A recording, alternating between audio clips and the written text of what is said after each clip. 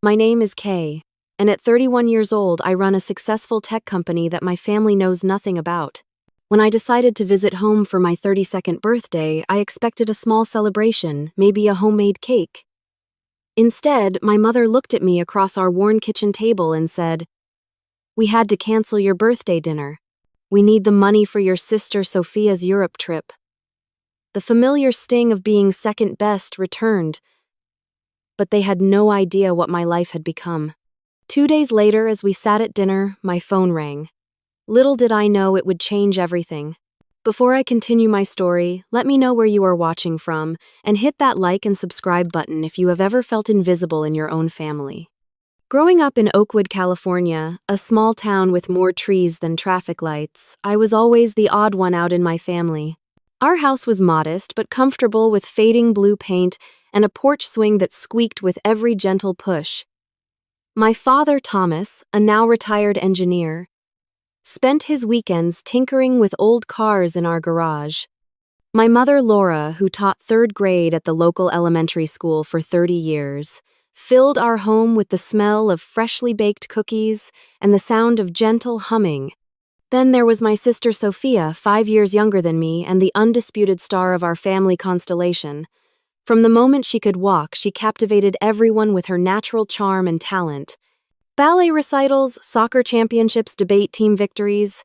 Sophia collected achievements like other kids collected trading cards.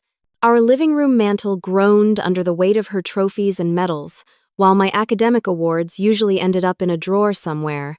Sophia has such natural talent, my mother would tell her friends at church socials. And Kay, well, she works very hard. The underlying message was clear. Sophia was blessed with gifts, while I merely compensated with effort. I was 8 years old when I brought home my first perfect spelling test. My father glanced at it and said, "Good job, kiddo," before returning to his newspaper. That same evening, Sophia only 3 stacked blocks in what my parents deemed an exceptionally advanced pattern, earning her ice cream and endless praise. This pattern continued throughout my childhood. My straight A's were expected, not celebrated. When I made the honor roll every year in high school, my mother would nod and say, "That is what happens when you study." Meanwhile, when Sophia got her first B+, our parents took her out for a special dinner to celebrate her breakthrough.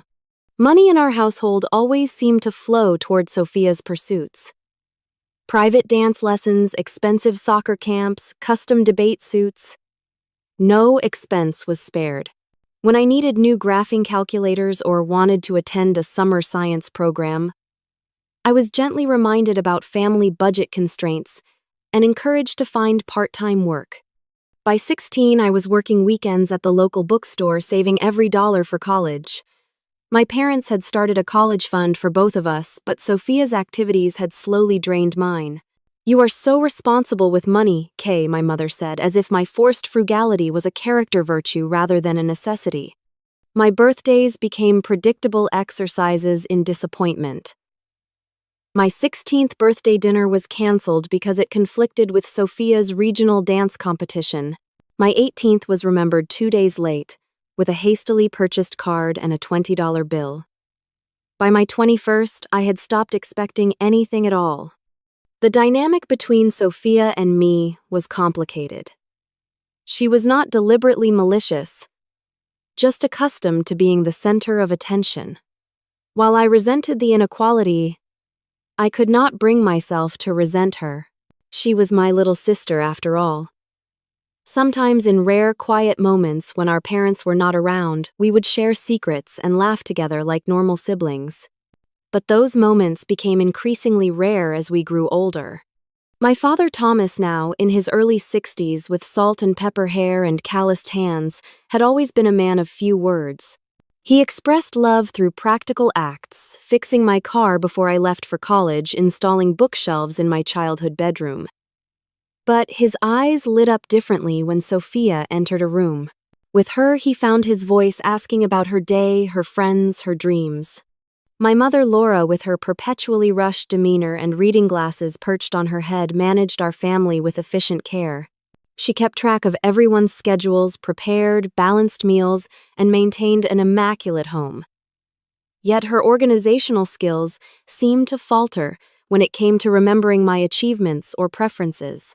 She could recall Sophia's favorite color from each year of her life, but consistently bought me gifts in shades I disliked. Sophia, now 25, with our mother's blonde hair and our father's confident stance, had never known what it was like to truly struggle. Her path had always been smoothed by our parents' attention and resources. After college, which our parents paid for entirely, she decided to become a yoga instructor. "I need to find my authentic self," she explained, while our parents nodded in understanding. No one mentioned the business degree that had cost them thousands. When I graduated from college with honors in computer science, I received a card from my family who could not attend due to Sophia's dance showcase. I stood alone after the ceremony, watching other graduates surrounded by cheering relatives, and made a decision that would change my life. I would build a success so undeniable that even my family would have to see me. I packed my modest belongings into my used car and drove to San Francisco without looking back.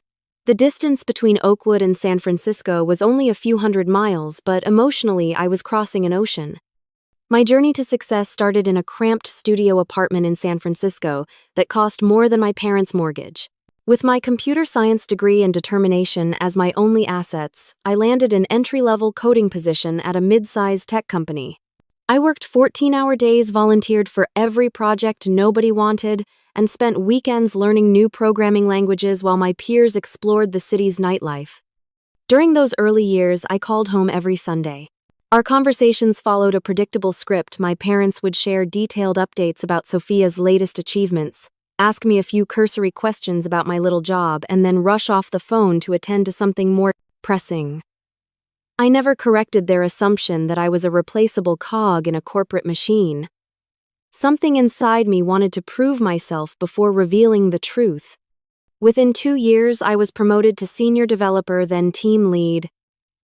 By year 3, I was managing the company's most profitable division. But the corporate ladder felt too confining for my ambitions. I had ideas that could revolutionize educational technology, ideas my bosses were too cautious to pursue. So at 26, I took the biggest risk of my life. I withdrew my modest savings, secured a small business loan, and founded Novatech. Our mission was to develop artificial intelligence systems that could adapt to individual learning styles, making quality education accessible to all students, regardless of resources or location. Those first months were terrifying.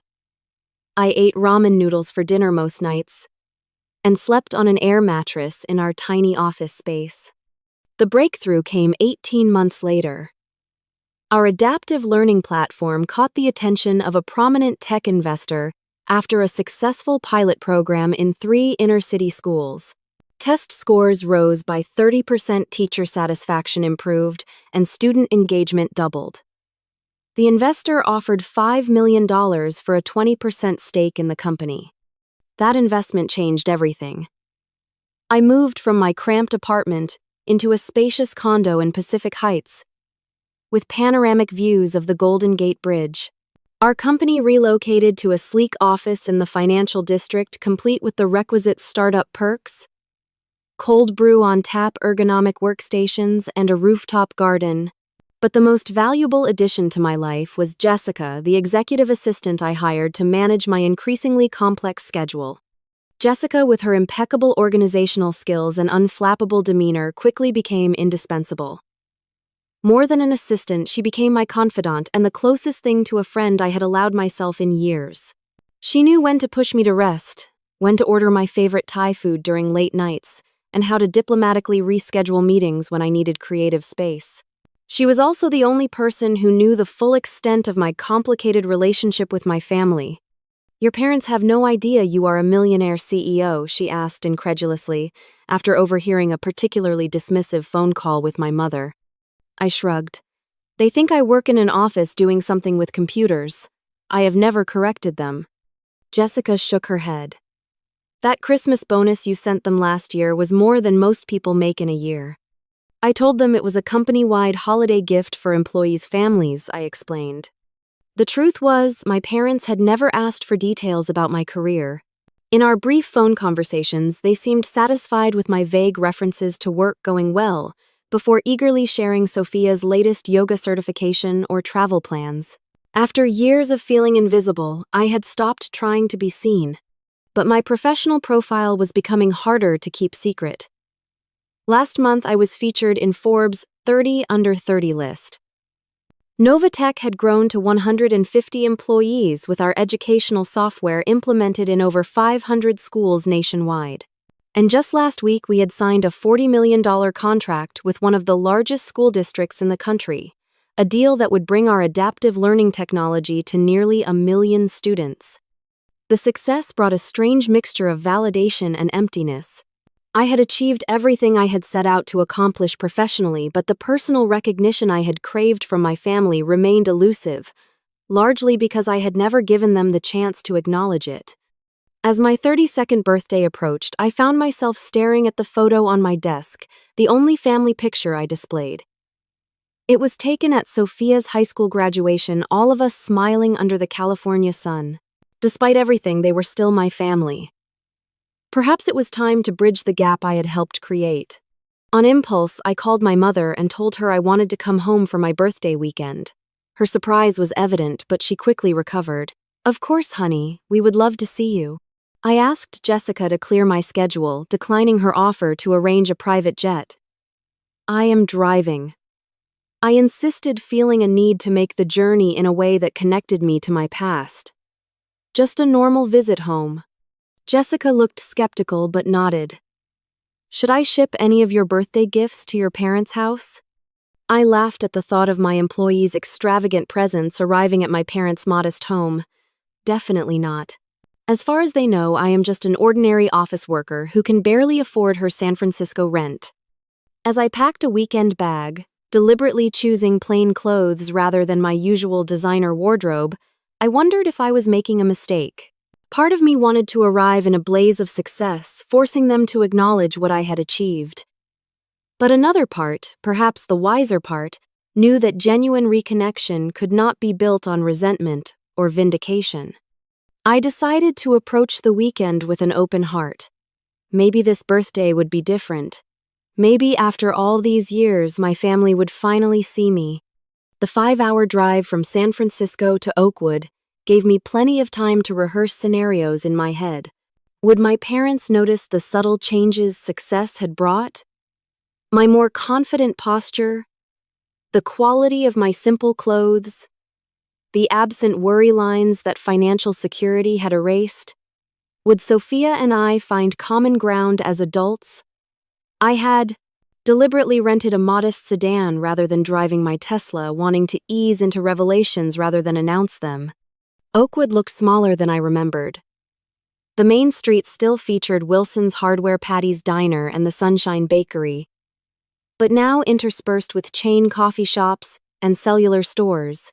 I drove past my old high school, past the bookstore where I had worked weekends, and finally turned onto Maple Street, where my childhood home waited, looking exactly the same yet somehow diminished. My mother opened the door before I could knock, her face lighting up with a smile that made me question my resentments. "Kay," she exclaimed, pulling me into a hug that smelled of her familiar lavender perfume. "Let me look at you." She held me at arm's length, her eyes scanning me in that maternal way that made me feel simultaneously loved and evaluated. "City life agrees with you." My father appeared behind her, his tall frame slightly stooped, now hair thinner than I remembered. "There is my girl," he said, giving me an awkward side hug. His garage clothes had been replaced with a clean button-up shirt, his version of dressing up for my arrival. The house was just as I remembered. The same faded floral couch, the same landscape paintings on the walls, the same family photos where Sophia's achievements took center stage. The only notable addition was a large corkboard covered with postcards and brochures featuring European landmarks, a vision board for Sophia's upcoming adventure. "Sophia will be here soon," my mother said, ushering me into the kitchen where something delicious bubbled on the stove. "She has been so excited to see you. She just had to finish teaching her afternoon yoga class." I helped my mother prepare dinner, falling into our old rhythm of her directing and me assisting. As I chopped vegetables, she filled me in on neighborhood gossip, church activities, and of course Sophia's latest achievements. The yoga studio made her lead instructor last month, she said proudly. They never promote anyone that quickly, but you know Sophia, she just has that special touch with people. I nodded, wondering if my mother knew that I now led company-wide meetings with investors worth billions of dollars. That is great, I said instead. She always was a natural teacher. My father sat at the kitchen table, ostensibly reading his newspaper, but occasionally glancing up at me with an expression I could not quite decipher. How is the computer job, he finally asked during a lull in my mother's monologue. It is going well, I said, my standard response. Busy but good. Making decent money, he pressed, surprising me with his interest. Before I could answer, the front door burst open and Sophia's voice filled the house. I am home. Where is the birthday girl? Sophia bounded into the kitchen, a whirlwind of blonde hair and athletic energy. At 25, she looked like a catalog model for activewear, her yoga-toned body clad in expensive athleisure clothes. Kay, she squealed, embracing me with genuine enthusiasm. You look amazing. San Francisco must have some serious magic. Dinner was a lively affair dominated by Sophia's animated descriptions of her yoga classes, her recent hiking trip to Sedona, and most importantly, her upcoming European adventure. I have been manifesting this trip for years, she explained, her eyes bright with excitement. 3 months backpacking through 7 countries. It is going to be absolutely transformative. Sophia has been saving up, my mother added, though her quick glance at my father suggested otherwise. While trying to, Sophia amended with a laugh. Yoga instruction is spiritually fulfilling but not exactly lucrative. Mom and Dad are helping with the flights. My father cleared his throat. Speaking of finances, he said, his eyes not quite meeting mine. Kay, your mother and I need to talk to you about your birthday dinner. My mother reached across the table to pat my hand. We had originally planned to have a nice celebration at Romano's for your birthday tomorrow. We made reservations months ago. I remembered Romano's, the nicest restaurant in Oakwood where we had celebrated Sophia's high school graduation. My heart warmed at the thought they had planned something special. But we had to cancel the reservation, my mother continued, her voice apologetic but matter of fact. We need to put that money towards Sophia's airline tickets. The prices just keep going up, and if we do not book soon, she might not get the dates she needs for her yoga retreat in Bali. The warmth drained from my chest, replaced by a familiar cold weight. I see, I managed to say. We thought we could do something simple instead, my father added quickly. Maybe order pizza tomorrow night? Sophia at least had the grace to look slightly embarrassed. I told them we could just postpone my trip, but the retreat dates are fixed, and this is a once-in-a-lifetime opportunity for my career development. My mother nodded vigorously. Exactly. You understand, do not you, Kay? You have your established job, but Sophia is at a crucial point in her career path. These connections could really put her yoga instruction on the map. I looked at their expectant faces. My mother's practical concern, my father's discomfort, Sophia's barely concealed excitement about her trip. After all these years, nothing had changed. I was still the responsible one, expected to understand, to step aside, to need less. I swallowed the hurt rising in my throat and forced a smile. Of course I understand. Pizza sounds great. Relief visibly washed over my parents' faces. My mother launched into an explanation of which pizzeria made the best gluten-free crust for Sophia's sensitive system, while my father retreated behind his newspaper. Just like that, my 32nd birthday was downgraded and dismissed. I sat quietly pushing food around my plate, fighting the urge to mention that I could buy the entire restaurant if I wanted to, let alone pay for a simple birthday dinner. But some stubborn part of me wanted them to value me without knowing what I had become. To see Kay the daughter, not Kay the successful CEO. As I sat there listening to Sophia detail every planned stop on her European itinerary, I wondered why I had come home at all. Some childish part of me had hoped things would be different this time. But here I was, 31 years old, accomplished beyond my wildest dreams, and still invisible at my own family's dinner table. The next morning brought no improvement. My mother had forgotten to buy coffee that I could drink, remembering only that Sophia avoided caffeine, so I walked to the local cafe for my morning essential. When I returned, the house was buzzing with activity, but none of it related to my birthday. My mother was helping Sophia organize her travel documents, while my father researched European power adapters online. "Kay, honey, would you mind running to the store?" my mother asked without looking up from Sophia's passport. "We need ingredients for dinner tonight, and I just cannot step away from this right now." I agreed, swallowing my disappointment. Even on my birthday, I was an afterthought, useful primarily for errands. As I drove to the grocery store in my rented car, I checked my phone to find dozens of birthday messages from my employees and business associates. Jessica had sent a photo of the elaborate cake waiting in my office back in San Francisco with a message, "We miss you, boss. Let me know if you need an emergency extraction from family time." The contrast between my two worlds had never felt so stark. In San Francisco, I was valued, respected, even admired.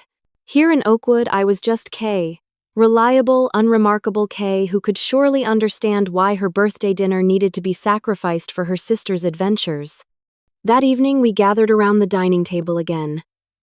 My mother had ordered pizza as promised, remembering Sophia's dietary preferences but forgetting that I had always disliked mushrooms, which covered half the pie. My father had bought a small supermarket cake that misspelled my name as Kay. No one had bothered to correct the error. "So, Kay," my father said as we ate, "tell us more about this computer job of yours. Are you still at the same company?" The question presented an opportunity to finally reveal the truth, but something held me back. "Still in tech," I said vaguely. "Things are going well." "That is nice, dear," my mother said absently before turning to Sophia. "Now about your connecting flight in London." Sophia launched into another detailed account of her travel plans, complete with descriptions of the Instagram photos she planned to take at each location. My parents listened with rapt attention, asking questions and offering suggestions. "I am thinking of starting a travel blog," Sophia announced. "Maybe even monetize it if I get enough followers. It could be the start of my personal brand as a global yoga influencer." "That is a wonderful idea," my mother exclaimed. "You have always been so photogenic and creative." My father nodded proudly. Our Sophia, the entrepreneur. I nearly choked on my pizza. I wanted to tell them about the 3 patents I held, the company I had built from nothing, the educational technology that was changing thousands of students' lives. I wanted to tell them that I was not just an entrepreneur but a creator of opportunities for others. Instead, I reached for my water glass and stayed silent.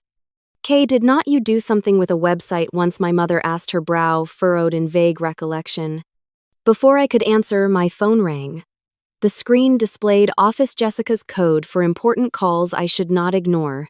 Under normal circumstances, I would have excused myself to take the call privately, but my mother waved her hand dismissively. "Go ahead and answer, dear. We know your little office probably needs you even on your birthday." Something in her condescending tone made me put the phone on speaker. "Hello?" Jessica's efficient professional voice filled the dining room.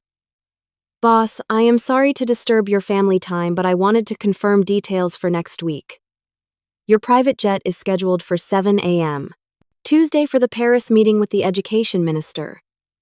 Should I arrange for the usual suite at Le Maurice, or would you prefer the Peninsula this time?" The silence that followed was absolute. My father's fork slipped from his fingers and clattered onto his plate.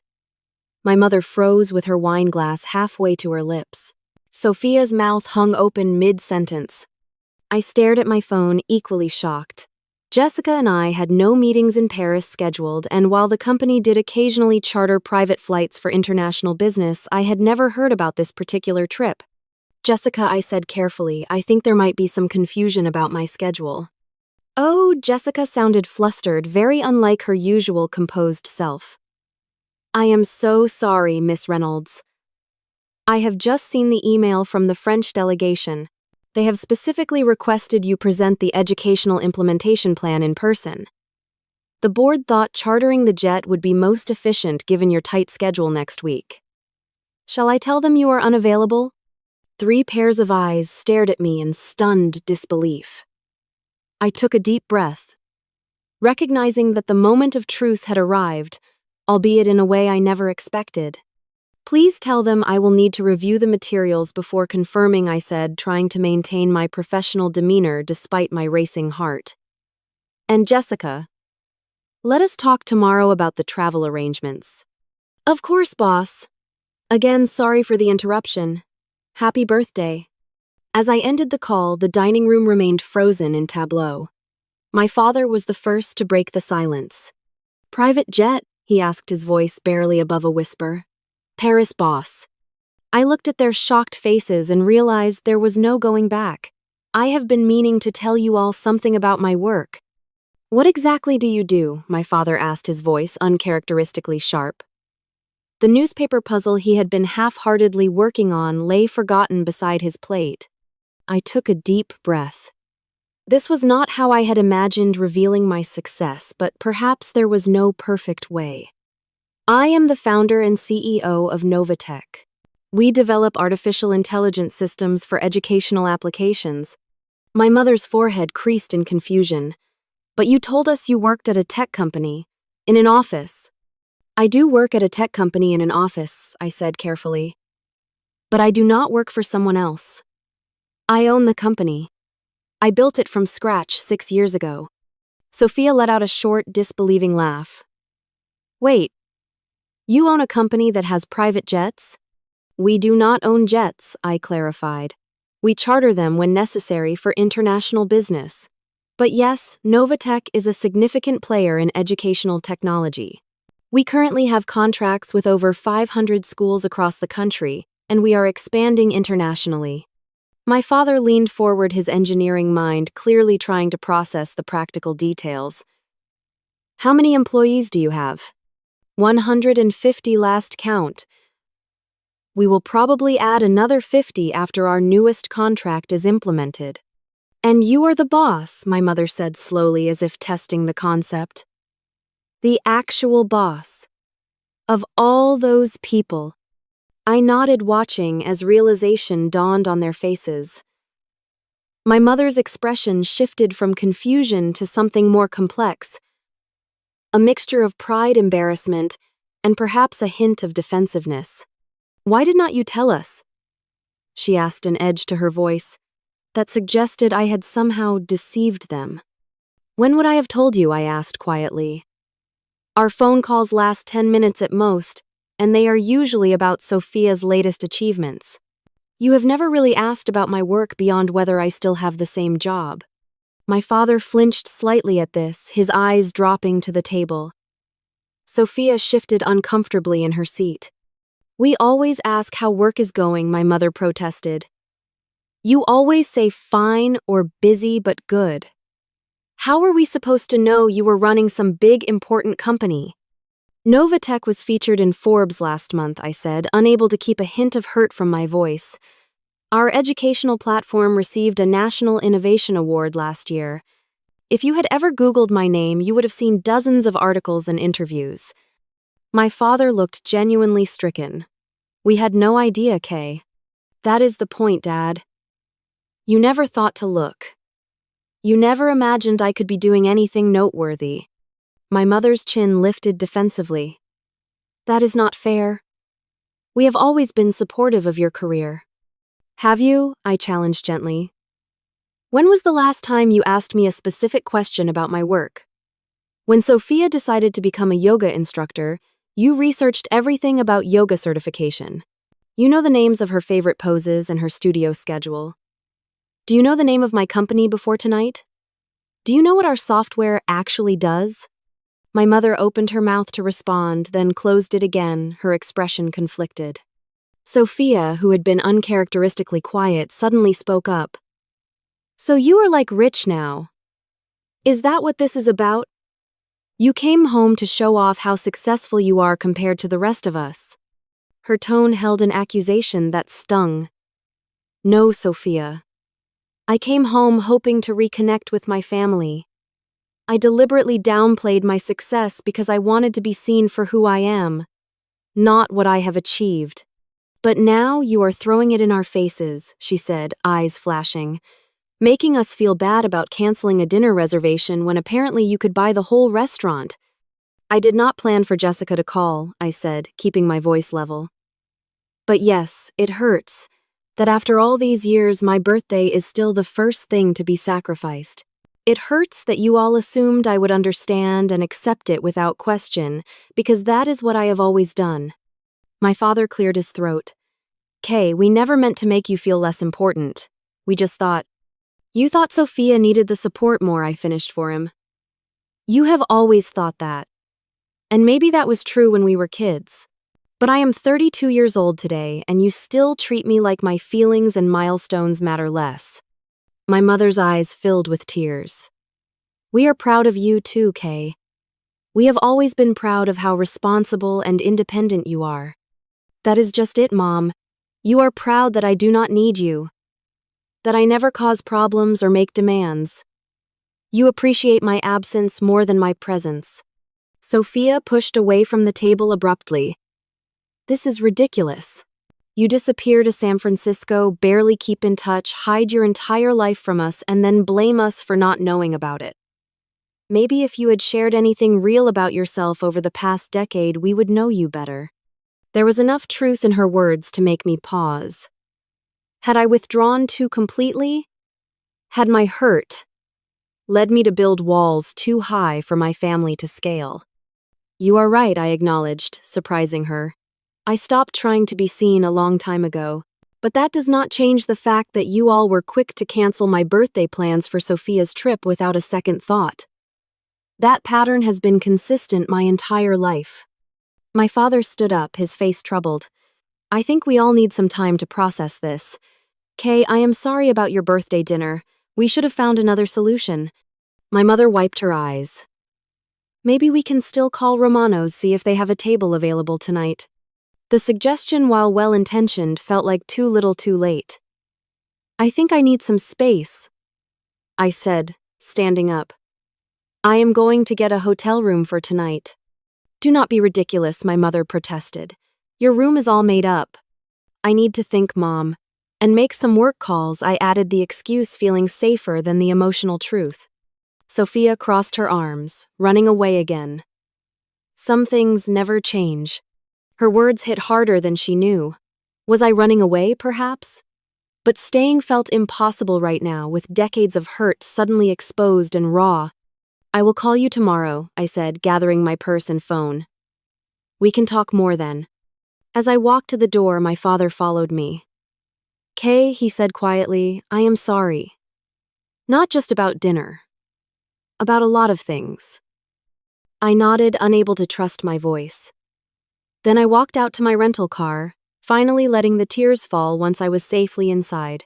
As I drove toward the only hotel in Oakwood, a place I had never been able to afford growing up, I wondered if I had just irreparably damaged my relationship with my family, or if this painful honesty might eventually lead to something better. The Oakwood Inn was hardly the luxury accommodation I had grown accustomed to, but its presidential suite, the only one in the building, offered privacy and space I desperately needed. After checking in, I sat on the edge of the king-sized bed and called Jessica. I am so sorry, she began immediately. I completely misunderstood your situation. When you mentioned going home for your birthday, I assumed your family knew about your position. It is not your fault, I assured her. In fact, maybe it was time they found out. There is no Paris meeting, she confessed. I made that up when I realized my mistake.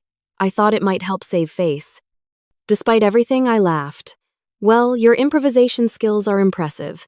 But now my family thinks I regularly jet off to meet with foreign dignitaries. Do not you, though. Last month it was that education summit in Tokyo. That is different, I protested weakly, then sighed. Actually, I do not know what is real anymore.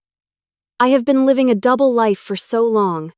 After updating Jessica on the family drama and assuring her I would be back in the office Monday, I took a long shower and tried to sort through my feelings. The hurt was still there. A lifetime of feeling secondary did not disappear in one evening. But underneath it was something else. Relief, perhaps. The exhausting charade was over. I slept surprisingly well and woke to several text messages. My mother had written, "Please come home for breakfast. We need to talk." Sophia's message was shorter. "Sorry about last night." Kind of. My father, never comfortable with technology, had simply written, "Call me." Instead of responding to any of them, I ordered room service and spent the morning catching up on work emails. Around 11, there was a knock at my door. When I opened it, my father stood there looking uncertain and older than I remembered. "May I come in?" he asked. I stepped aside, noticing how he surveyed the suite with widened eyes. "Nice place," he commented. "Though, I guess you are used to better." "It is perfectly fine," I said, gesturing for him to sit in one of the armchairs by the window. "How did you know where to find me?"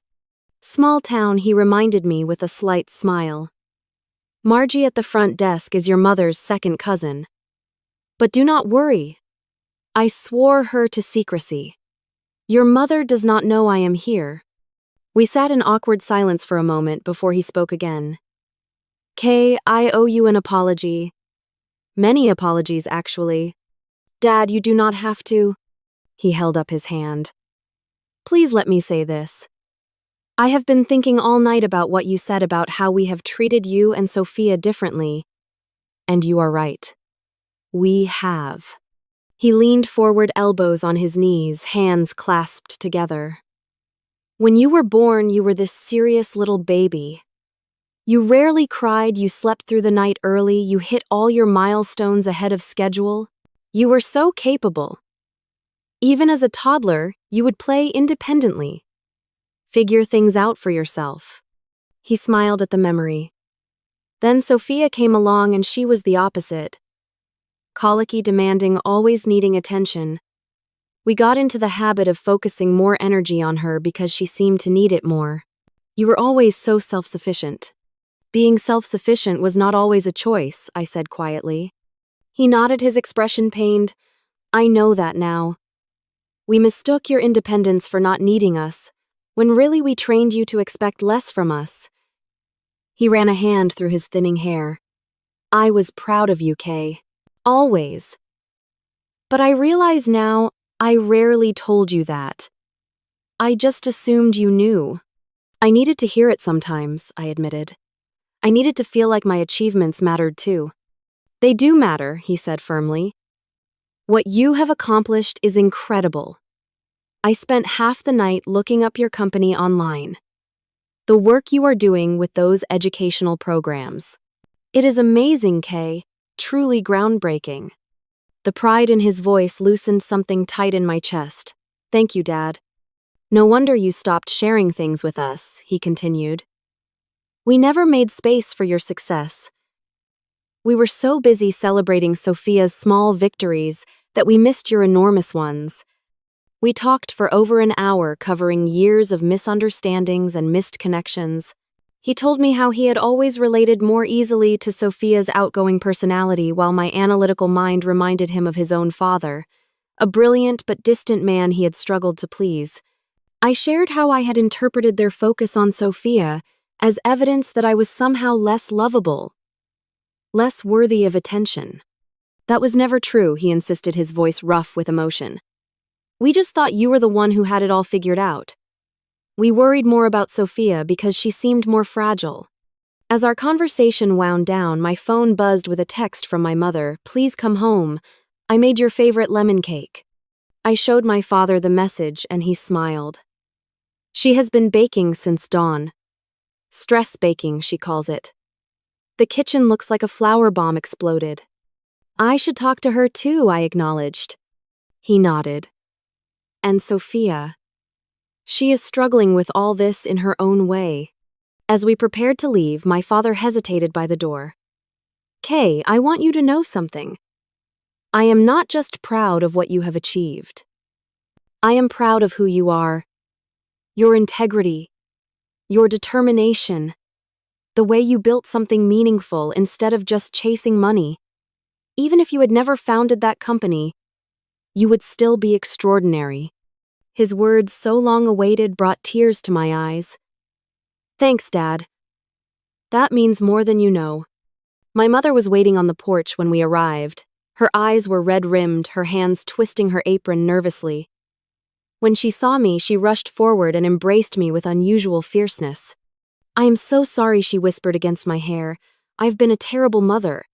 No, Mom, I protested, holding her tight. Not terrible, just human. Inside, over slices of perfect lemon cake, she had remembered it was my favorite. After all, my mother offered her own perspective. I always thought you were the strong one, she explained. The one who could handle anything. Sophia needed so much reassurance, so much support. You seemed so capable, so sure of yourself. I was faking it most of the time, I admitted. I just learned early that showing need or disappointment did not get me very far. My mother's face crumpled. Okay, I never wanted you to feel that way. Our conversation was interrupted by Sophia's arrival. She entered cautiously, her usual confidence dimmed. Hey, she said, hovering in the doorway. Can we talk? My parents discreetly retreated to the backyard, leaving us alone in the living room. Sophia sat across from me, uncharacteristically fidgeting with the edge of a throw pillow. So she began, you are basically a tech mogul. I smiled slightly. I would not go that far. According to Google, you should, she countered. I spent hours last night looking you up. Why did you never tell me any of this? I considered the question carefully, partly because no one ever asked, partly because I was afraid. Afraid of what? That it would not matter. That even knowing I had built something significant, you would all still see me as boring, responsible Kay. The afterthought. Sophia winced. That is not fair. Is not it? You called me the birthday girl yesterday, but did you actually remember it was my birthday before Mom mentioned canceling dinner? Her silence was answer enough. Look, I continued more gently, I am not blameless here. I withdrew. I kept secrets. I built a wall between my life there and my life here. But can you understand why? Sophia nodded slowly. I think so. And I am sorry about the birthday dinner. I should have insisted they keep the reservation. It is not about the dinner, I said. It is about the pattern. About always being the one expected to understand, to give way, to need less. I never saw it that way, she admitted. I just thought that was our dynamic. You were the serious, successful one. I was the free spirit who needed more help. Maybe we have both been playing roles assigned to us long ago, I suggested. Maybe we both need to see each other more clearly. Sophia reached for my hand. I would like that. And by the way, belated happy birthday, sis. For what it is worth, I always looked up to you, even when I was getting all the attention. That evening, I suggested we all go out to dinner, not to Romano's but to Emilio's, the finest restaurant in the neighboring town. As we enjoyed a meal that cost more than my parents typically spent on a week's groceries, we talked more openly than we had in years. My mother asked detailed questions about Novatech. My father wanted to understand the technological innovations behind our educational platform. Even Sophia showed genuine interest in my work life. We should plan a trip to San Francisco, my mother suggested. See your office, your home, really understand your life there. I would like that, I said, meaning it. And speaking of trips, 3 weeks after that revelatory birthday weekend, I stood in the private terminal at San Francisco International Airport, watching my family's wide-eyed reactions. My father examined the sleek private jet with an engineer's appreciation for its design. My mother nervously clutched her new luggage. A set I had sent them all in preparation for this trip. Sophia bounced on her toes with barely contained excitement. I still cannot believe you did this, she said, for perhaps the 10th time that morning. You really did not have to. Consider it making up for lost time, I replied, smiling at her enthusiasm. Instead of funding just Sophia's European adventure, I had arranged for our entire family to spend 2 weeks together. 1 week at a luxury villa in Tuscany, and another exploring Paris with accommodations at the very Le Meurice Hotel. Jessica had mentioned in her fateful call. It was extravagant, yes, but after years of distance, I wanted quality time together, in a setting where old patterns could not easily reassert themselves. The past few weeks had brought significant changes in our family dynamic. My parents had visited my San Francisco condo, toured the Novatech offices, and met my team. Seeing me in my professional environment, confident, respected, clearly in command, had shifted something fundamental in how they perceived me. No longer was I just reliable Kay who would understand if her needs came last. I was Kay Reynolds, CEO and innovator, a woman who had built something meaningful through vision and determination. More importantly, though, I was their daughter. Not perfect, not invulnerable, but worthy of the same care and consideration they had always given Sophia. Our conversations had become more balanced, with my parents making visible efforts to ask about my life and actually listen to the answers. Sophia and I were developing a more authentic adult relationship, one based on mutual respect rather than our childhood roles. On our last night in Tuscany, sitting on the villa terrace overlooking rolling vineyards bathed in sunset light, my father raised his wine glass in a toast. To Kay, he said, his voice warm with pride and tinged with regret for lost years. Not just for this incredible trip, but for having the courage to break our family patterns. For showing us who you really are, even when we were slow to see. My mother wiped away a tear, and for forgiving us for our blindness. Sophia added her own glass to the toast, to second chances and new beginnings. As our glasses clinked in the golden light, I felt a sense of peace I had not known in decades. The hurt had not completely disappeared. Deep patterns rarely heal without leaving scars. But something new was growing in its place. Understanding. Forgiveness. A more honest connection. The day after returning from Europe, I surprised my family again, this time with news that Novatech would be opening a development office just 30 minutes from Oakwood. We are expanding anyway, I explained, and I have realized I want to be closer to home. More surprising still was Sophia's request for an internship with our marketing team. I still love yoga, she clarified. But maybe it is time I challenge myself with something new. Something where I actually have to earn my place. My parents, too, were evolving. My father volunteered to mentor young engineers at Novatech one day a week. My mother started a reading program at local schools using our educational software. Small steps, but meaningful ones. As for me, I was learning that true success could not be measured in contracts signed or revenues generated. The wealth that mattered most was not in my bank account, but in these renewed connections, in being fully seen and accepted by the people who had known me longest. The path to healing was neither straight nor simple. Old habits sometimes resurfaced. Conversations occasionally grew tense when sensitive topics arose. But we were trying, all of us, to build something better than what we had before. On my 33rd birthday, we celebrated at Romano's, the original restaurant from the year before. No canceled reservations, no overshadowing priorities, just family honestly connecting. I have been thinking, my mother said as dessert was served, about something you said that night when everything changed, about how we appreciated your absence more than your presence. I winced slightly at the memory of my harsh words. You were right, she continued. We took your strength for granted. We assumed you needed less from us because you asked for less. That was our failure, not yours. And my failure was pulling away instead of speaking up, I acknowledged. We all played our parts in this. My father reached for my hand. The important thing is that we are writing a new story now. Together. Looking around at their faces, older but newly familiar to me, I realized that the greatest gift of the past year had not been the recognition of my success or even their apologies for past neglect. It was this, the chance to know and be known, to love and be loved, not for what we accomplished or provided, but simply for who we were. The journey of healing is rarely complete, and our family still had work to do. But sitting there in that restaurant that had once symbolized rejection, I felt a profound sense of homecoming. Not to a physical place, but to the truth of belonging. What had begun with a canceled birthday and an unexpected phone call had become something I never expected: a second chance at family. Not perfect, not without its complications, but real and worth fighting for. Have you ever had to reveal a part of yourself that your family never knew? How did they react? Share your stories in the comments below.